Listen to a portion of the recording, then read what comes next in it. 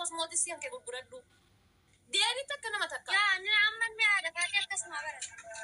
Sigalee ammallee eebeluu tarrabame hiriyaa kiyyaan akkas jedhanii geelee tiyyaan akkas jedhanii jecha jetteetiin nama deebistu isi dagadhu geeleen jirtu yeroo ammaa. Geeleen kan ta'e Ana haadha taatee deebisaallee hin jiru. no suqeeffadhu laal waan sirra argu siin jedhaan hiriyaa hin baay'isin miidiyaa fayyadamaa gabaa gurgurataa biizinasa dalagataa hiriyyaan baay'isin hiriyyaan sin barbaachisu jireenya keetiif simatu si barbaachisa. Biiftuu Itoophiyaa keessaa maal akka tartee as dhufte laalladhu. Sigalee gabaa kan kee gurguradhu geeffatte taanaan laayivii kan kee gachufadhuuti waan irra hadha irra oolte herreega hadha irra oolte kaalkuleetii waan hadha irra oolte dhayadhu hirriba kan kee rafi ganama yoo waan ka'e gara hojii keeti. Asirra teettee akkasnaan jiran jetteetiini qoosha qumburee maraa deebiin deebisi. Anamma eebeluu iyyuu sin jiran jiru. Namaa waliin dhabin namaa deebiin hin deebisi. Anamma waamee kanaan jedhaa oolan.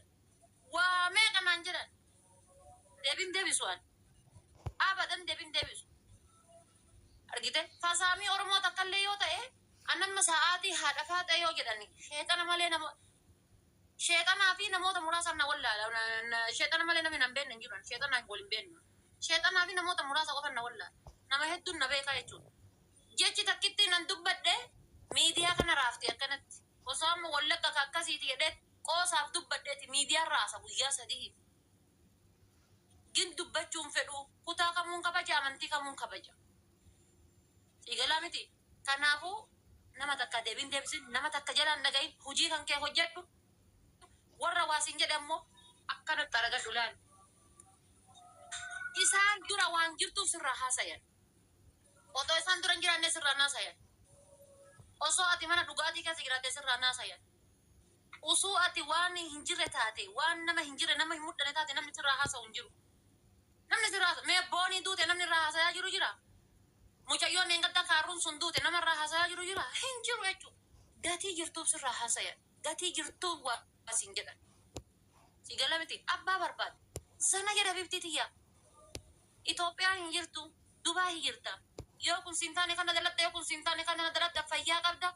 Hiriyaa hin baay'isin lafarrattis miidiyaa irrattis hiriyaa hin baay'isin namatti sissiqatin naman amanin kanuman si hima namatti sissiqatin onkaan biree ka isa bira daladdu hin amanin ta'iif waan biraa dalagii fi hojjedhu mindaa kan keerraa fudhadhu isuma bira daladdu hin amanin ilmi namaa yeroo ammaa bineensi guddaan ammoo nama sitti siqatu haadha faaxeetii miti tafaayiroo bineensi guddaan kana amala isaa hin beekne fira kiyya jettus nyaatu fira sissiqatu fira sii waliin nyaatu kashintibeeti takka fincaanta ofirraa eegi hojii kan kee hojjetadhu bahii gali jiraadhu hojii kan kee asirra fiiddeeti minyinyinyee maraa wal minyinyinyeen jedhi yeroo hundaa sin argaanin garasittis asiin dura seenaa waliin garasitti dhiisi waa'ee akkasiiti maal kun viidiyoo kaanii waliin si waraabanii walii gadi si deeman yeroo ammaa akkana deebinan viidiyoo yeroo si waraaban kana keessatti illee shiwonna jedha.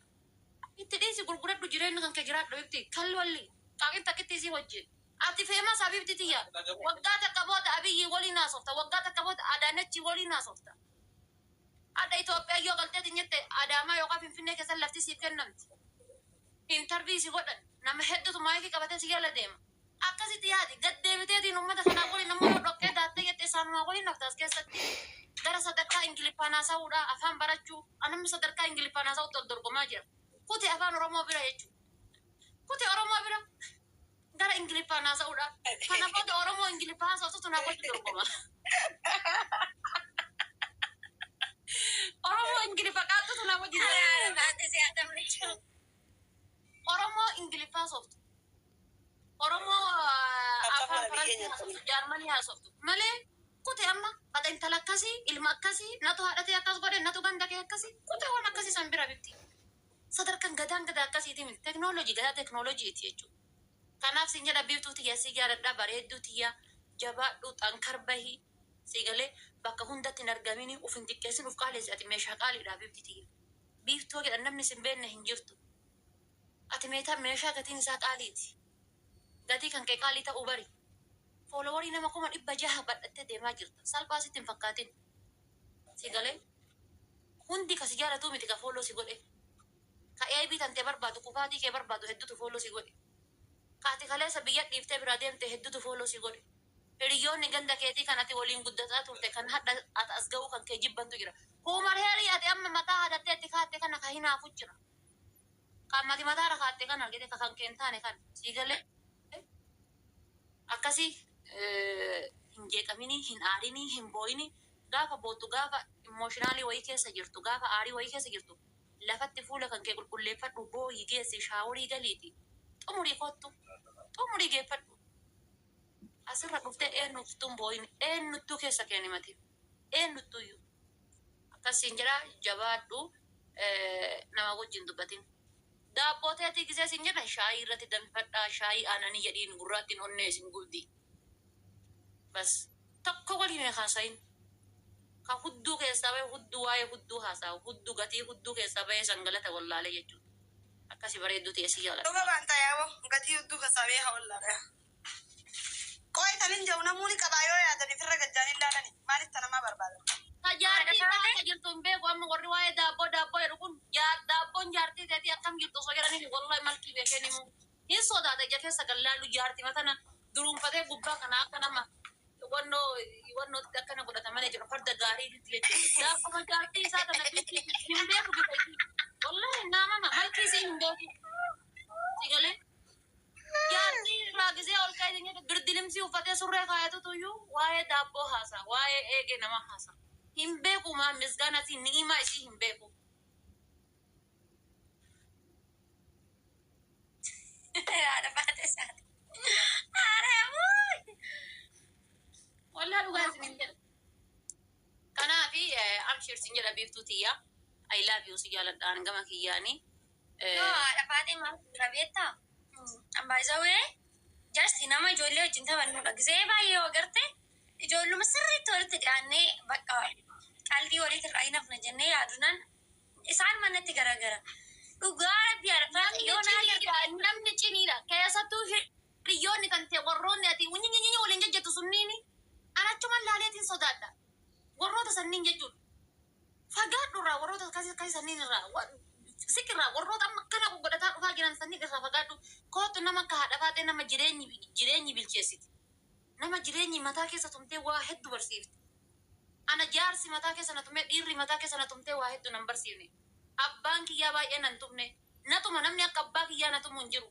Duuban na shabbeenaan jechuudha. Shabbeenaan akkana na qaxaqata. Garuu halangee abbaa kiyyaa caala jireenya biyya ormaati waa hedduu na barsiisa. Waa hedduu sigalee ilma dhiiraa waliin qullaa ni ciisa. Dubartii waliin uffadhee mana keessa hin ciisu. Ilma dhiiraa waliin wallaahi qullaa ni ciisa. Waan takka qofa narraa barbaada ilmi dhiiraa yoo jaaladheettiin kenna yoo jibbe numa dhooggadha. Giddiin hin jirtu yeroo ammaatiin. Dubartiin garuu hadhooftuudha. Dubartii akka xiyyaa tettee biratti xuutumaa jaan baafatiin. Dubartii akka xiyyaa tettee biratti paantiin baafatiin. Dubartii akka xiyyaa tettee waa biratti naasayin. Dubartii akka xiyyaa tettee waa itti hin himatin. Booda gaafa sii wal dhabde dhuftee madaa kan keessan keessa si qotti akkanatti.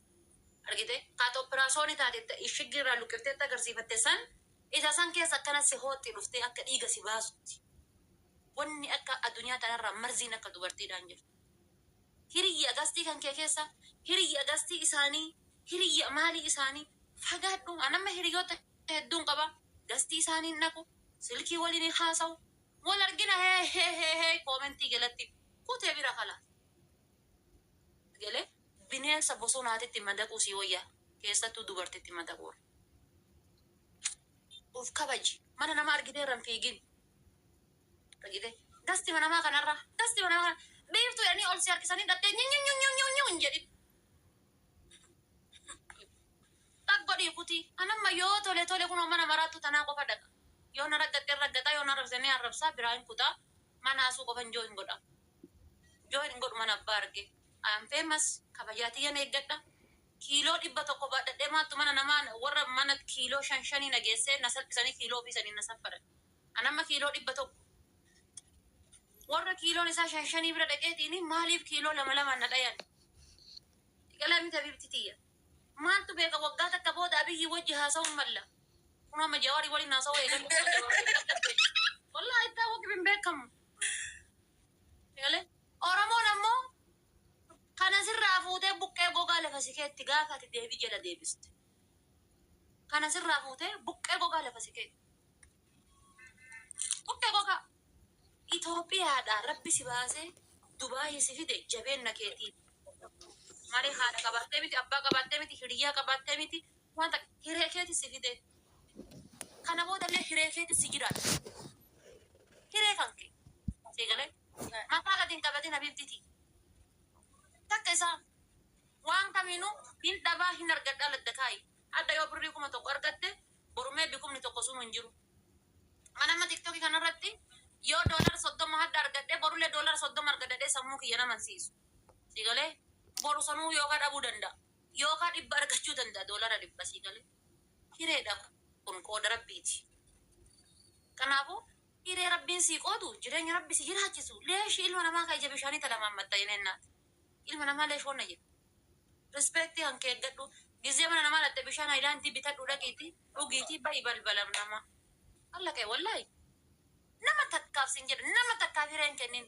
Kabajaa kan kee eeggadhu. Kabajaan kan kee durbummaa kan kee caala beeki. Kas jedha ustaazaa kimu. Wallahi kabajaan kan kee durbummaa kan kee caala. Durbummaa kan kee abbaa manaa kan kee yoo walii galtan meebii wajji jiraachuu dandeetta. Kabajee. Durbummaa abbaa manaa kan kee walii galtanii wantoonni akka tasaatiin nageelaa baddee bishaan badadhee baddee tasa laga utaalee baddee yookaan ammoo gurbaa wayii akkanumatti na qabeetiin akkanatti akkana na godhee akkanatti baddee yoo jetteeni jaraa si laafuu danda'a. Garaa gaafti ilmi dhiiraa jechuudha. Kabajaan kan kee garuu ammoo durbummaa caala. Ana biratti kabajaan kee durbummaa kiyya caala. Ijoolleen nu shawwaddanii jechaa jirtu. Ijoolleen